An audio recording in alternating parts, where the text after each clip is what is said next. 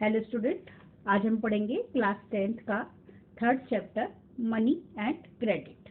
तो as you all know कि money money daily life we use always in everyday life, in each and every span we use money. जरा सा हमें बाहर जाना हो, कुछ भी खरीदारी करनी हो, वट तो we made that transaction in money. इस ट्रांजेक्शन हम किस में करते हैं? That is it money only. Reason बहुत सिंपल है कि person holding money can easily exchange it for any commodity और सर्विस दैट ही और शी माइट वांट। जो भी चीज हमें खरीदना है, जो भी सर्विसेज हमें लेनी है, we are just going to give them money and that have that services. लेकिन जब मनी का इन्वेंट नहीं हुआ था, मनी की डिस्कवरी नहीं हुई थी, मनी नहीं बना था, तो उस समय जैसा कि आप सब लोग जानते हैं कि एंशियंट टाइम में people use barter system. Barter system क्या होता है? Means exchange of goods, goods के बदले में गुड्स। लेकिन उसके लिए एक बहुत जरूरत थी, that is double coincidence of bonds. यानी कि जो व्यक्ति को चीज बेचना है वो सामने वाले के पास होना चाहिए और सामने वाले को भी वही रिक्वायरमेंट होनी चाहिए जो उस व्यक्ति को चाहिए।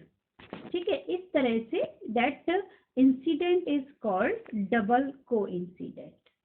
ठीक है, बार्टर सिस्टम में क्या होता था? Goods are directly exchange without using of money, और इसके लिए बहुत ही इंपॉर्टेंट था कि डबल कोइंसिडेंट ऑफ बॉन्ड्स होना चाहिए, जिसकी वजह से ये वाले सिस्टम में, बार्टर सिस्टम में कुछ लिमिटेशंस थी। यानी कि पहला तो ये कि the two peoples have to willing to that the things is swap, यानी कि वो जो आपस में एक दूसरे की चीज एक्सचेंज करने के लिए तैयार होना चाहिए, और value of goods was not there. यानी कि जो चीज व्यक्ति बेच रहा है उसकी वैल्यू और जो चीज खरीद रहा है उसकी वैल्यू की कोई भी डेफिनेशन नहीं हुआ करती थी। फिर इसीलिए इस चीज को दूर करने के लिए, इस लिमिटेशंस को दूर करने के लिए जो चीज इंट्रोड्यूस हुई वो था मनी। तो when money is in use, money will provide the crucial intermediate step, eliminate the need for double coincident of bonds. यानी कि मनी आया तो ये डबल कोइंसिडेंस ऑफ बॉन्ड्स खत्म हो गया। तो इसके लिए क्या यूज हुआ? That is money. And then since money act as intermediate in the exchange process, so इसे कहा जाता है मीडियम ऑफ एक्सचेंज। मनी को कहते हैं मीडियम ऑफ एक्सचेंज, क्योंकि both parties are ready to accept this medium, so that's why it is called medium of exchange. तो अभी जो मॉडर्न फॉर्म है मनी के, वो सब हम सभी जानते ही हैं, दैट इज कॉइन्स, जो एंशिएंट टाइम में थोड़ा सा मेडिवल टाइम्स में यूज होना शुरू हो गए थे। एंड देन बहुत सारे ऑब्जेक्ट उसके लिए मनी के रूप में यूज होने लग गए। For example, since the very early age लोग ग्रेन्स और कैटल यूज करते थे एज अ मनी। उसके बाद मेटेलिक कॉइन आए, that is gold, silver, copper, and phrase which continue well into a last century तक ये यूज होता रहा। And then currency.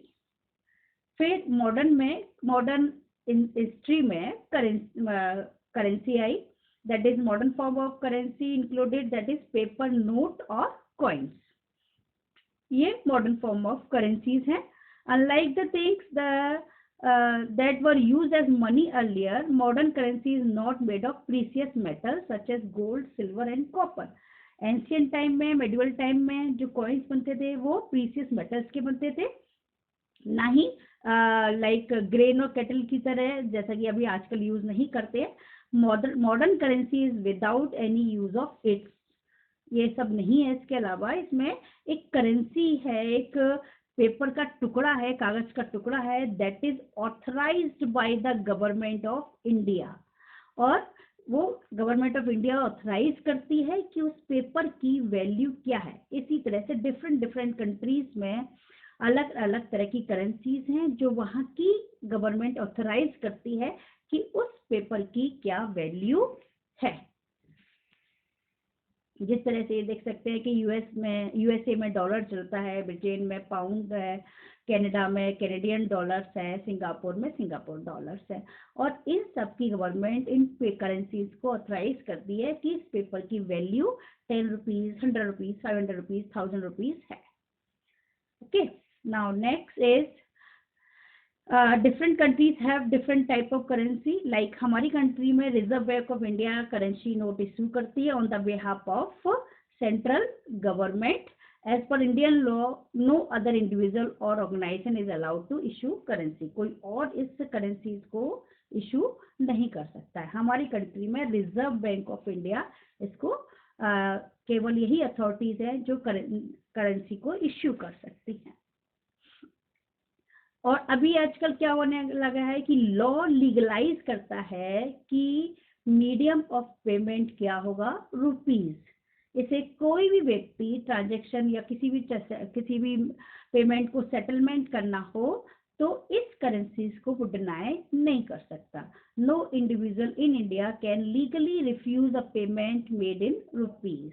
इसीलिए हमारी कंट्री में rupees is widely accepted as a medium of exchange. और जो मनी आता कहाँ से एक्चुअली, तो जो जितना भी मनी है, other form of money that people hold, that is deposit with banks. Bank इसको एक्सेप्ट करती है डिपॉजिट्स को एंड ऑल्सो पे, और इसके बदले में हमें थोड़ा सा अमाउंट एज अ इंटरेस्ट देती है हमारे डिपॉजिट पे। तो इन दिस वे पीपल्स क्या करते हैं कि उनकी मनी जो बैंक में है that is safe and it earn an amount and interest. वो लोग बैंक में जमा भी रखते हैं और उसके ऊपर थोड़ी सी उनकी अर्निंग भी होती है। People also have the provision, और जब भी उनको जरूरत होती है तो ये प्रोविजन है हमारे पास कि हम मनी को विड्रॉ कर पाए एज व्हेन दे रिक्वायर। तो रिक्वायरमेंट पर जब हम मनी को विड्रॉ करते हैं तो that is called, that deposit is called demand deposit. यानी कि हमारे डिपॉजिट्स पर जब हमें डिमांड है, हमारी जरूरत है, वी कैन विड्रॉ, तो that deposits are called the demand deposits.